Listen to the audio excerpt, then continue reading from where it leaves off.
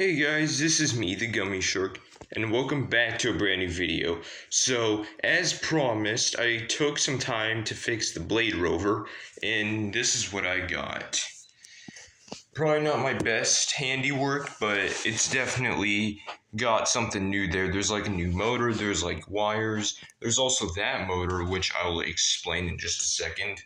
But basically, I managed to hook up this RC system. You've probably seen this one in some of my older videos, but let's just say because I'm a little limited on parts, I just have to use it. Okay, alright. You got your basic controls, forwards, backwards, left, right. Yeah, this thing actually turns.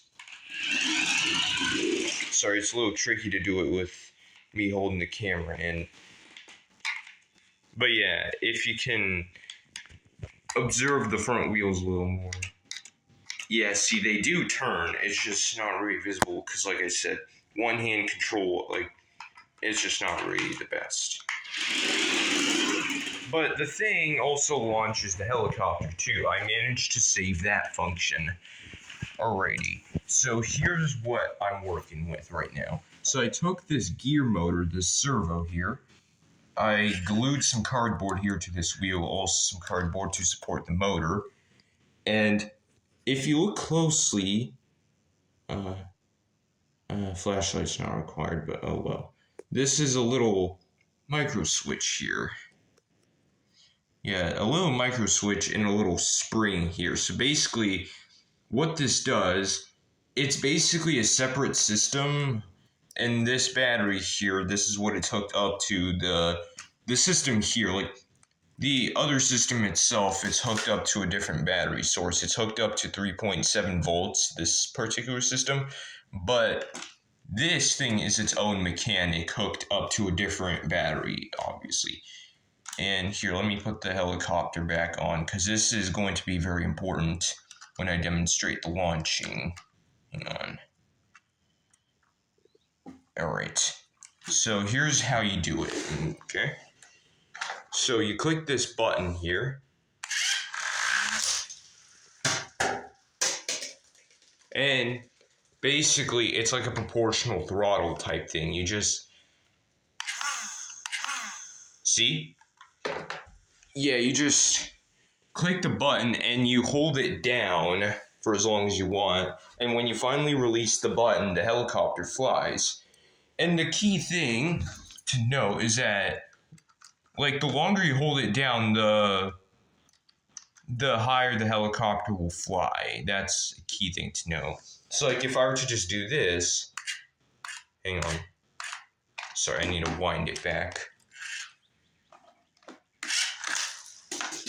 Yeah, like, just holding it for a short time like that, that will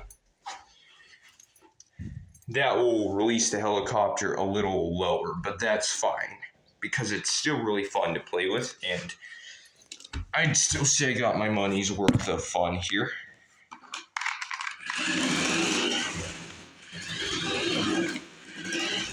Now, of course, range for this thing is going to be a little limited because it's 27 megahertz. So, playing with it outside, you can, but just be warned, you might have signal interference.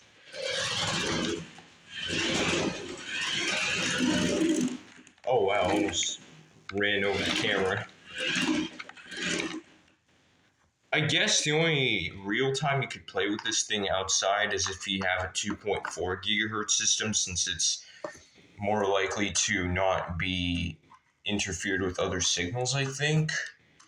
And it goes really far, so if anything, yeah. Sorry. Helicopter's a little stuck. I think it's wound back enough. Yeah, I'm out in the hallway because there's much more height there.